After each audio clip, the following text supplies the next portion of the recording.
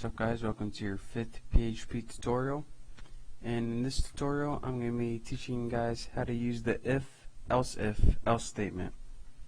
Now last time I taught you guys how to use the if else statement, which meant we told PHP, alright, we're going to give you something to do. If it's this, do this. If it's that, do that.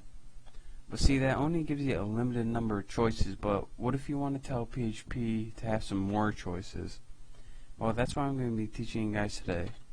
So let's go ahead and create a variable. I'm going to call mine Steve. And let's go ahead and create a basic if statement. I'm going to say if the variable equals Steve, and notice I use two equal signs. That means if the variable is exactly equal to the string Steve, then we want you to echo, hey Steve-o. Now, in the last case, if you wanted one condition, you would use the else statement, but we want more than one, so we're going to use something called the else if statement. What this does is allow you to use this multiple times and give PHP multiple amount of choices.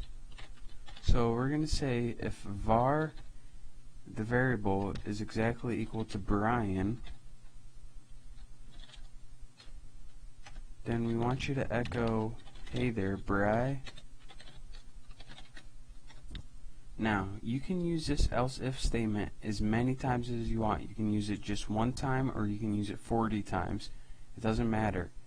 As long as you include the word else if with a condition after it, you can use it as many times as you want.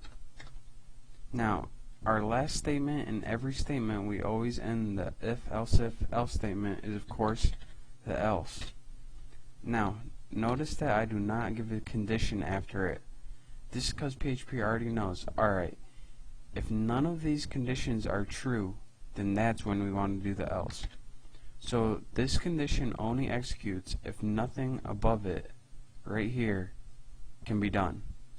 So we want to say if none of that can be done, then we want to echo, you idiot, because that means we messed up, and we don't want that. So as you can see right now, the variable is Steve, so it should execute hey Steve-o. So let's go ahead and save this, and I'll refresh my page, and as you can see, it says hey Steve-o.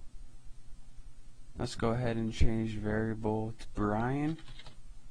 As you can see, in our else if statement, when the variable is exactly equal to Brian, should say hey there Bri. So let's save this, refresh it, and as you see, hey there Bri. Of course, lastly, if we set the variable equal to something, we'll call it Dan. As you can see, this only has Steve and Brian, it doesn't have Dan. So else, if it doesn't match any of these, echo you idiot. So that's what it should do. So let's save that, refresh. Of course, it echoes you idiot, just like we want it to. Now, to recap one last time, if gives the first condition, you can use as many other choices using the else if. And lastly, if none of the conditions are true, then that's when you want to execute the else statement. So that's it for this tutorial. I'll see you next time, I guess. See ya.